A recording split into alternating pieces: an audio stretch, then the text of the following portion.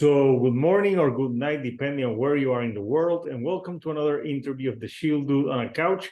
I'm your host, Hector, and tonight I'm joined by Pranjal. Let me see if I say the last name, Tiwari. Just like you see it, yep. Good. And we're here to talk about, he's in lots of bands, but he's promoting his new solo project, which he's just put out a few weeks ago, a third album, and it's called SCRAM. But it's an acronym. Can you tell what the acronym is? I thought it was funny when I saw the acronym. Yeah, it's funny. SCRAM is so like you said, it's a fairly new project. It sort of started in the lockdown time. And the SCRAM actually is like S.C.R.A.M. It's the acronym. The acronym stands for Safety Control Rod Axe Man. And the SCRAM actually it's a real thing in the world. It's the name of the shutdown button for a nuclear reactor. In the case of an emergency, they need to stop the fission reaction from happening. They press the SCRAM button. And I don't know why. No one really knows why it got named SCRAM. It was just like one of those things. But that acronym as well is what they call, like, someone came up with this Safety Control Rod Axe Man. So I kind of took that as the name for the project for various reasons. Cool. Yeah. And I think a lot of people should actually press that button nowadays with everything that's happening. Just stop it. So yeah, I listened to it, and the vibes I got while I was listening to this album was Blade Runner. I'm very happy to hear that, because that's exactly what I was going for. Yeah, I was listening to this. I'm like, this sounds like the score to Blade Runner, maybe the third movie, if they made one, because it sounded futuristic.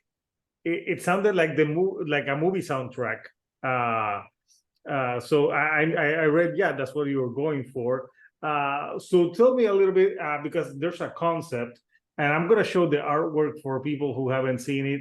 And also, when I saw the artwork, I said, man, this is because the dome in the part that looks like any fan of Blade Runner will know that looks like some part of like the first movie and also the second one.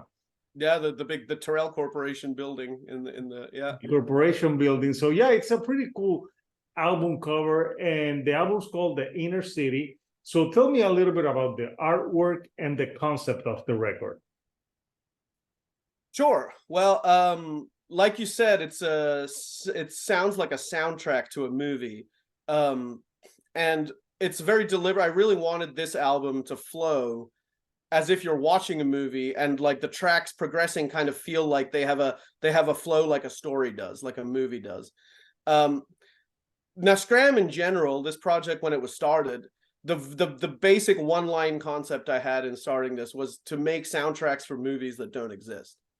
So that was my original goal in starting this project. And I did an EP first called Sellafield Mocks, which is kind of like telling the story of the soundtrack to like exploring the ruins of like a nuclear meltdown. That was kind of my big, when I called the project SCRAM, it was kind of like this post-apocalyptic nuclear meltdown world, and kind of moving through it and having this soundtrack kind of going. And then I did other albums too, like very much on the soundtrack theme. Kind of like having this music like a soundtrack to the inner monologue almost, coming up with your own images, coming up with your own sort of story or flow or what is happening. I really like full albums, like how listening, instead of having like a one track that's a standout or something like that. Of course, one track or two tracks are going to stand out from any album, but I like it when albums flow as a whole, and work have the synergy like that. So I really wanted that, and one of the genres that I always loved listening to soundtrack records since I was a kid. The Blade Runner soundtrack by Vangelis is like one of my absolute like all-time favorites. I love like the movie scores of like Bernard Herrmann.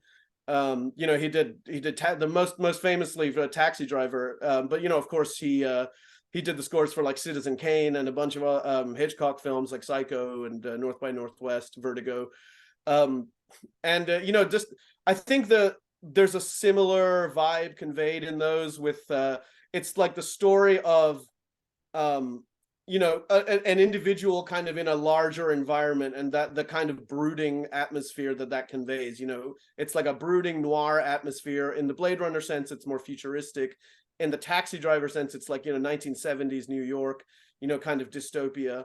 And so, and having this individual kind of the lonely man, you know, in this world of millions of people, but they're like lonely and brooding, and you know, something inside is still, you're not reaching something inside, or something inside is missing despite all this advancement, like, you know, you see around you, the future and stuff like that. So like, you know, the inner city is kind of a nod to that, like the loneliness, like the inner, like the world that's like inside, you know. Yeah, so like the soundtrack thing is very deliberate. I think like the thing I've always done, like I think with I tried to do with music is I'm a big fan of storytelling. So like, you know, telling the stories, having the albums flow as a whole, and like getting something out of it, like you've just watched a movie, or you've just been, you know, you've just been read a book or been told a story, you know, and having that kind of experience as you're listening to it, you know. I imagine a lot of people, you know, I often imagine people, like, I would love it if people just put it on in the car and drove around and had it, you know, playing in the background, or like walking around the city with headphones, with the earbuds or something in, and just like taking it all in while the music plays, and you kind of come up with your own internal monologue or your own story. Yeah. No, yeah, and it does sound like a score, and it flows. So you know, maybe Hollywood can call you one day and like, hey, score a movie or something, like you. Yeah, I don't know if that's gonna happen. Yeah, well, actually, Yeah. that's a thing nowadays. I don't think they score movies like they did back in the day. Not much. I don't think so either. I mean, if you look at the 70s and 80s in particular, where like just there's some golden soundtracks, you know, like all the Vangelis stuff. Tangerine Dream did a bunch of Hollywood movie soundtracks, you know, like they did the Firestarter soundtrack, and you know, you had the Tron soundtrack, all this, like even like, you know, the stuff that's like very mainstream Hollywood movies, like, you know, the Terminator or something, you know, the original, the soundtracks of the first Terminator movie is amazing. Like it's like this crazy, like dark synth kind of stuff, you know. So like they really put a lot of work into the music, whereas, you know, I think there's still some composers doing that. There's a lot of the like scores of like more like art house movies, or like, you know, the kind of best picture sort of movies they're very focused on, you know. There was like I can't pronounce the names, but like a couple of minimalist Icelandic composers who were coming up with like really amazing scores to things. There's scores that really work with the movies as a whole. Like, I don't know if you saw that recent movie Uncut Gems. No, I haven't seen that one. It's pretty good. It's a good film, but it's like this the tension in the weird, like neurotic kind of score of the movie. Like really, I was like, oh, they really took time to, like, you know, make a good score for this. But yeah, I mean, like everything else, I think the art of storytelling in that mainstream sphere is, like, you know, is probably suffering in general with, you know, the just kind of churning stuff out with CGI and effects, and, you know, just like it's like the big mainstream movies these days seem to be more like, you know, amusement park rides, and probably with AI stuff, you know, it's gonna get even more like, you know, you could probably just push a button and generate a movie score, you know. Yeah, it's sad, but yeah, I remember, like, especially great soundtracks or scores for like horror films, like John Carpenter. Like when you think of my God, yeah. Like the Halloween movies, what like there's what else has he scored? I just remember that Halloween, like when you hear that menacing sound, like, you know, like Michael Myers. No, that refrain, yeah, it's he basically scores all his movies. He's a guitar player, as well as a, you know, film writer and director. So he scores, like, you know, he scored They Live, he scored Escape from Assault on Precinct 13. Like basically all his movies are like scored by him, and they're like, it's like he takes he's very conscious about being the one to score the movies himself, because there's a very Carpenter vibe that you get, that the music has a lot to do with, you know. I mean, Carpenter's in a league of his own as far as that stuff goes. It's like it's amazing. It's like the second album I did had like a kind of John Carpenter more of a John Carpenter and somewhat like a David Lynch kind of tribute sort of thing, you know. Whereas this one is much more towards the sort of Vangelis and Bernard Herrmann. Yeah. So when you were working on this record, how the composition of the music, how did you work on that? How many instruments do you play on this record? Well, it did. First of all, the record took me a long time. It took me. I put out a few SCRAM records in between while I was writing this thing. But overall, this probably took me like 3 or 4 years probably to put out. You know, to finish, to get sounding exactly how I wanted it. I played a lot of synth on there. There's a lot of different kinds of synth sounds going on, including some synth horns doing leads. The synth and then the organ as well. And then I played a mini saxophone on there at some point. I played hand drums, the tabla stuff, the gun that you hear at the beginning, and some guitar and bass as well. But that's kind of like, and then I have the sort of background sounds that I did were kind of a lot of using like pedals and things like that, and like changing for like frequency and effects and things like that to give the kind of the weird background vibe feel that you get with some of the tracks.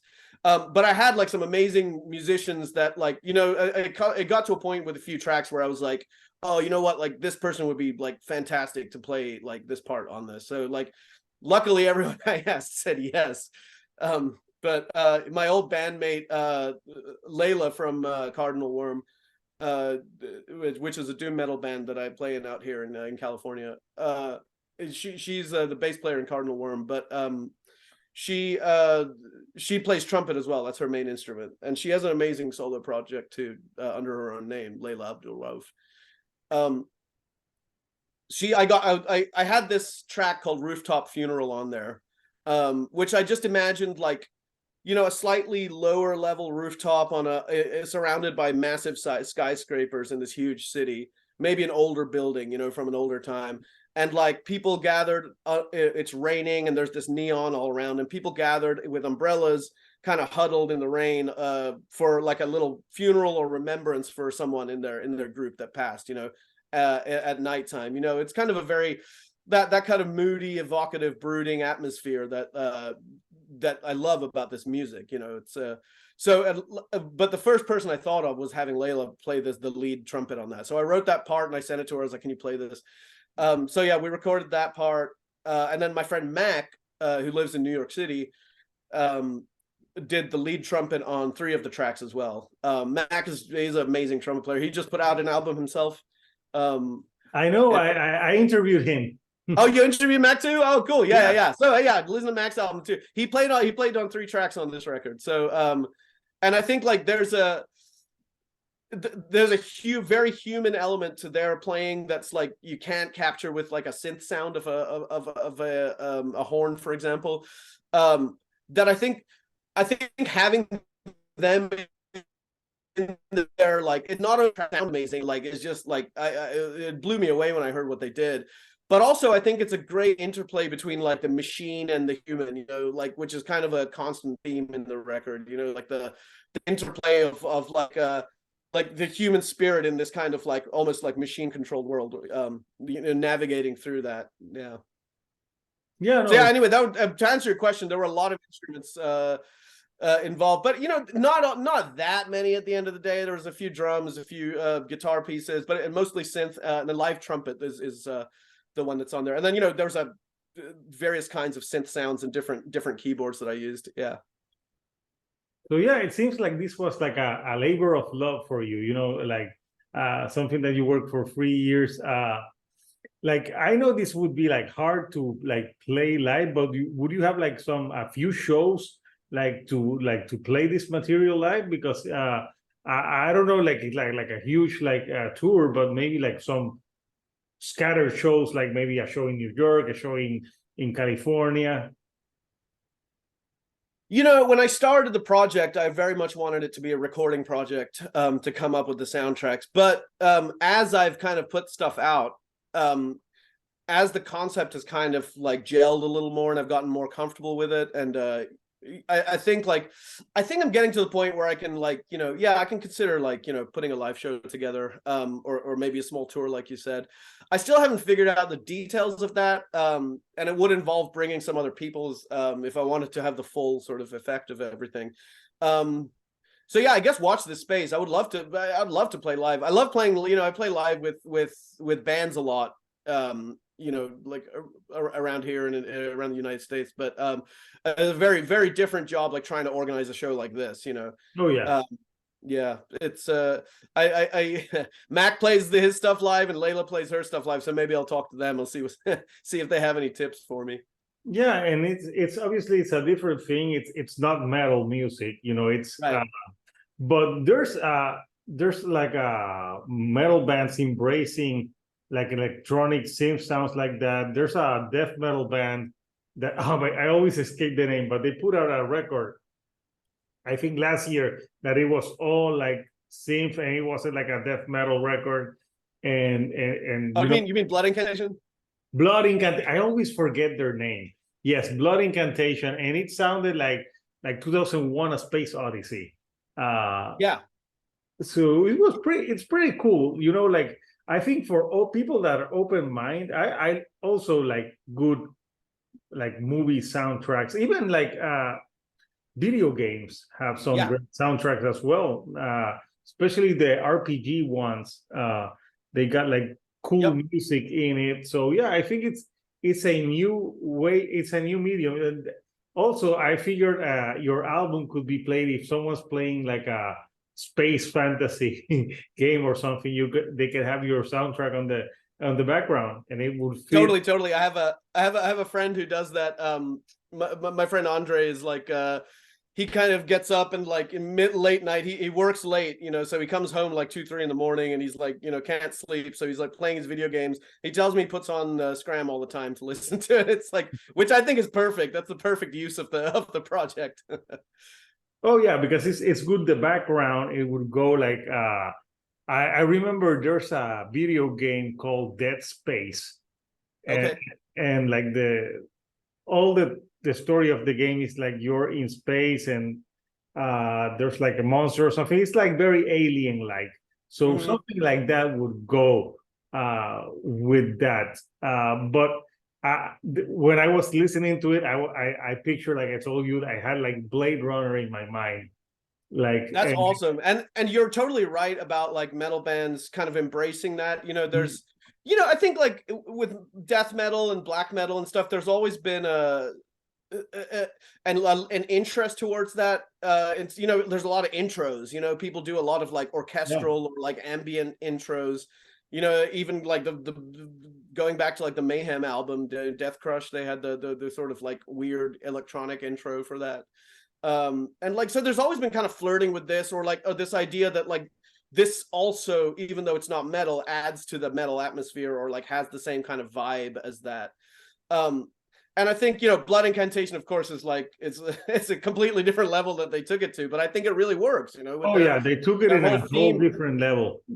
Because I think what great bands can do, or great musicians can do in general, is like, you can convey something through the music regardless of the genre that you're playing, and it can be a consistent theme even if it's different genres, which I think you can see that in the Blood Incantation stuff. It's like the death metal thing and the synth album is like they work together, because of the themes, and I think you can trace a thread through all these genres, through all these things, and you can really like thread these things together if you're a good storyteller. I think at the end of the day, I think it's about telling stories. I think like whatever medium you use to tell the story, whatever instrument or genre you use to tell the story, it's the story that is the power behind everything. And like, so if you're a good storyteller, you can make that work and make it consistent no matter what genre you're using. Yeah. And I feel so underdressed. You wore that nice shirt. Thanks for calling it nice. I watched some of your videos and I was like, oh, like it's all like my room is a fucking mess behind me. So I was just like, I'm gonna make it all dark, make it look spooky. And I just found the most ridiculous shit that I could find to put on. I don't know if you've ever, so we were talking about the Blade Runner soundtrack. I don't know if you've ever seen Picture Composer Vangelis. He's like the most like, he's a Greek guy, and he's a bit like kind of big Greek guy. He just like all his photographs, he just has the most disheveled hair, like unshaven, and he's like, you know, he just looks like he's permanently hungover kind of dude in all his press photos. So I was like, I'll go for the Vangelis vibe in this in this interview too. No. I'm pretty chill. You know, I do them mostly on the couch, so it's a pretty chill conversation. So so since we're talking like movie soundtracks, like what are your like three favorite movie soundtracks of all time, and why? Ooh. Well, I think just going by what I've put out, like I would say that Taxi Driver would have to be up there. Bernard Herrmann's score for Taxi Driver. And, you know, I like a lot of Bernard Herrmann's scores, but I think that one, when you see the images of, you know, the Robert De Niro character walking through New York with his head down and his hands in his pocket, like you can just hear that saxophone. That like you can just see that in the image, and you can hear when you hear the saxophone, you can see that image. It's such an evocative like little like sound that's there. And I think it works perfectly for like adding to the story element of the film. I think Vangelis Blade Runner has to be up there. We talked about it. I think the two have a very similar vibe. They're both like very brooding soundtracks. They're very melancholy, introspective, but also there's anxiety and apprehension about like the environment that you find that you're in. You know, whether it's the future city that you're in, or like that you're in like 1970s New York. But I think like the level of how evocative that soundtrack is for Blade Runner, just you know that you don't even need to like know specific scenes of the movie or the overall story of the movie to think of Blade Runner, and you think of like rain, and you think of neon, and you think of like the soundtrack kind of playing under the rain, you know, like when the character is standing there. It's just beautiful. It's like it all works together to you know, make a complete picture, a complete story.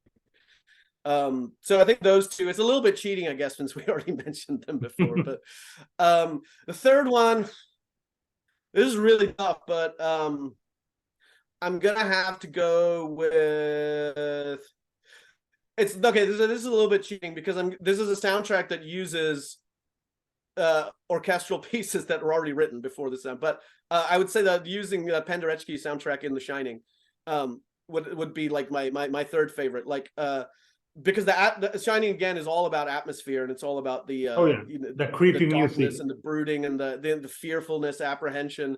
It's got that, but it's also got the hammer, that the you know the possession and the you know the real like visceral fear element of it. Penderecki is one of my favorite composers. He was a Polish composer, Krzysztof Penderecki. And so they used a bunch of his pieces in the Shining. And you know, Penderecki's like, his pieces are very, I wouldn't say they're avant-garde. They're actually religious pieces, because he kind of like composed a lot of his stuff with under the banner of the church, kind of, you know, or like within the structure, because you know, you went to school, learn to play music in those kind of environments.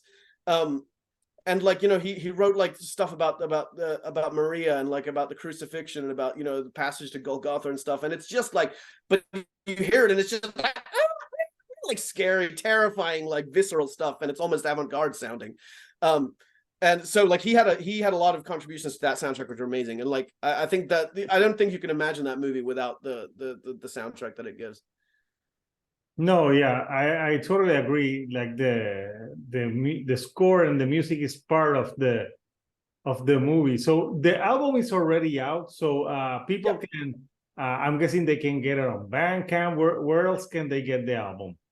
Yeah, they can get the album on Bandcamp. They can get the album on, there's a website for the label, Tumbrel's Wedge, which is a small label that I started initially to just put out SCRAM, but you know, I'm talking to a few other artists to put some stuff out for them as well.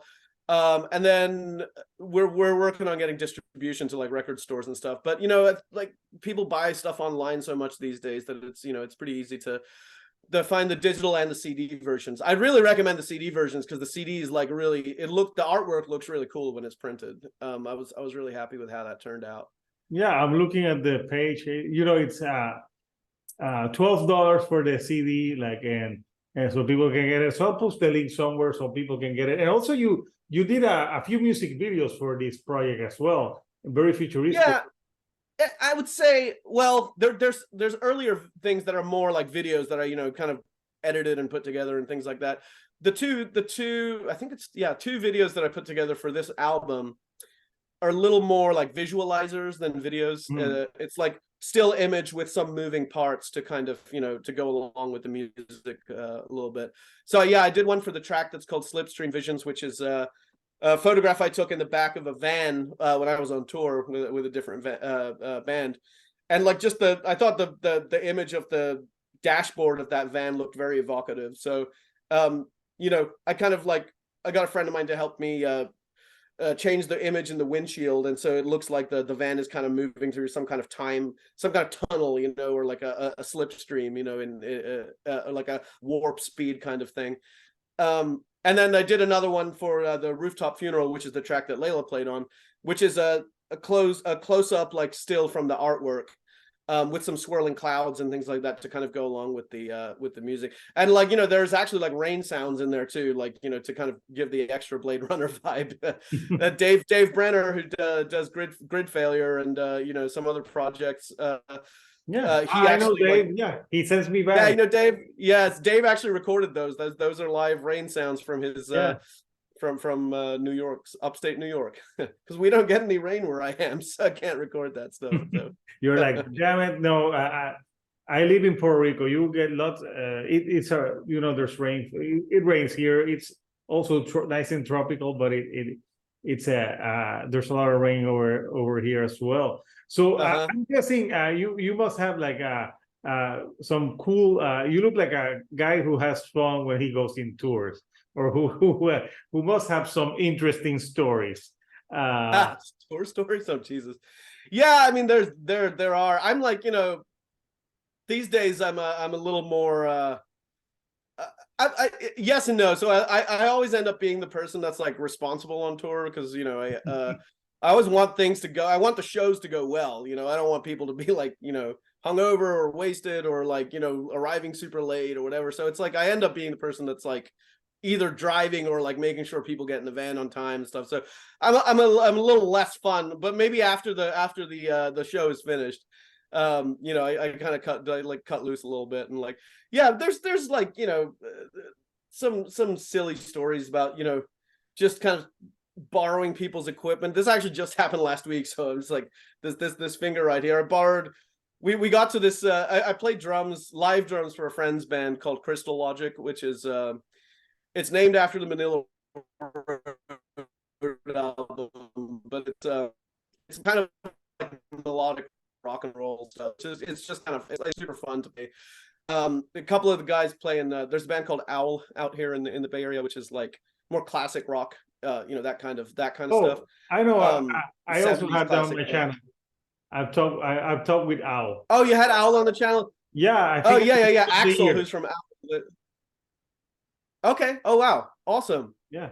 Yeah, the guitar player from Owl is in this band, is the main guy in this band, Crystal Logic. So anyway, we were playing last week in Sacramento, and like I just he was like, "Oh, don't worry, like you don't need to bring drums." I'm a drummer, so he's like, "You don't need to bring drums, like you know, just show up there and they'll have stuff for us to use."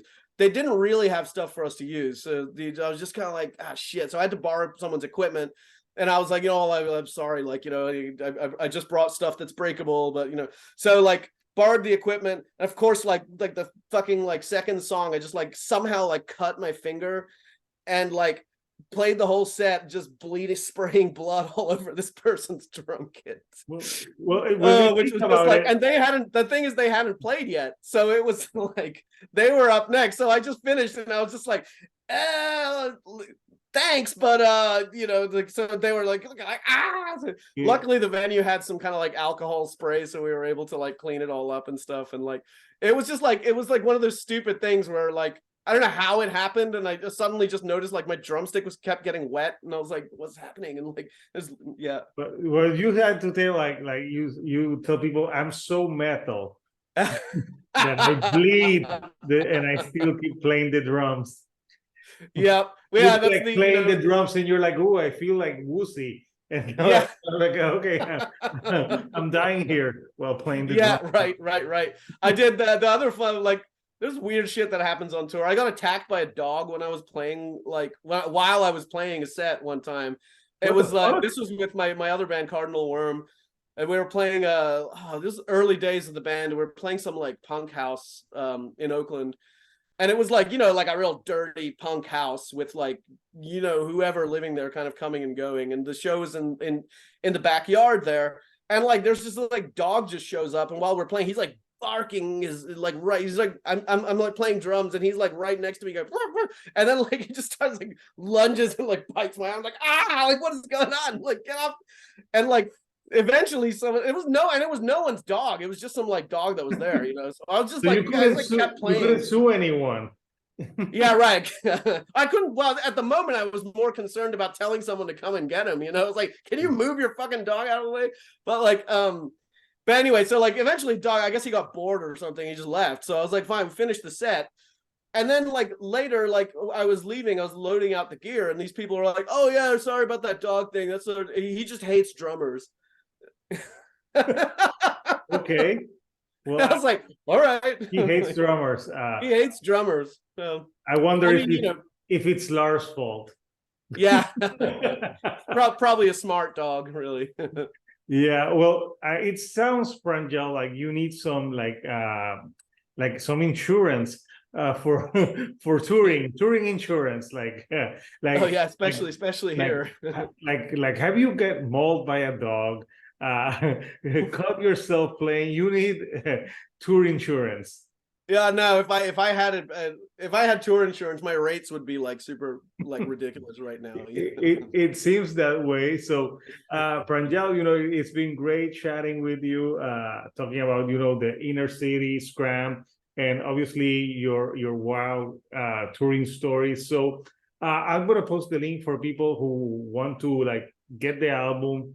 I would recommend this to people who like soundtracks, especially soundtrack for like sci-fi. Like sci-fi movie. This is a very sci-fi sounding type of record. Synthwave, yeah. Synthwave that's got some jazz elements, like kind of blue, like the 70s bluesy kind of elements. It's a vibe more than a genre. It's a vibe, yeah. And you can put it on and do other stuff. Yeah, totally. It's the inner monologue music. It's the inner monologue music while you're going about your life.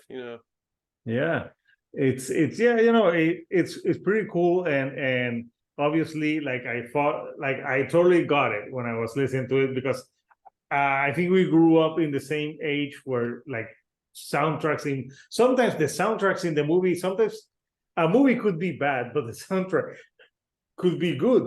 Absolutely. Like there's no way like that when you get in the water now. Admit it, you hear that dun, dun, dun, dun.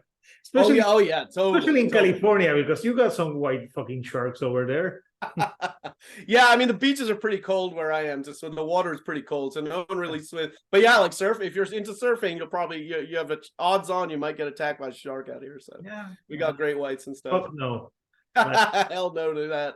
Yeah, no, it's I think we did grow up with that stuff in movies, but like even when we were kids, I think like our generation in particular, not to be like old man yells at cloud kind of thing or whatever, but but like I was just thinking about like how much music we were exposed to through like media, like movies or TV, or like just think of like the old, like I used to watch like the Bugs Bunny movies, or like the Bugs Bunny cartoons, sorry, like growing up, and like you think back to the music they used in those, it's like that was just opening up a world of classical music for everybody, because like they actually used like Chopin and Liszt and Mendelssohn and Strauss and Wagner and all the, like the, the Chopin, like everyone knows the dun dun dun dun dun dun dun dun dun dun dun. Like, I actually went to his grave in France. Oh, did you? Oh, awesome! Wow. Yeah, I have one of my best friends. He's like super into classical music,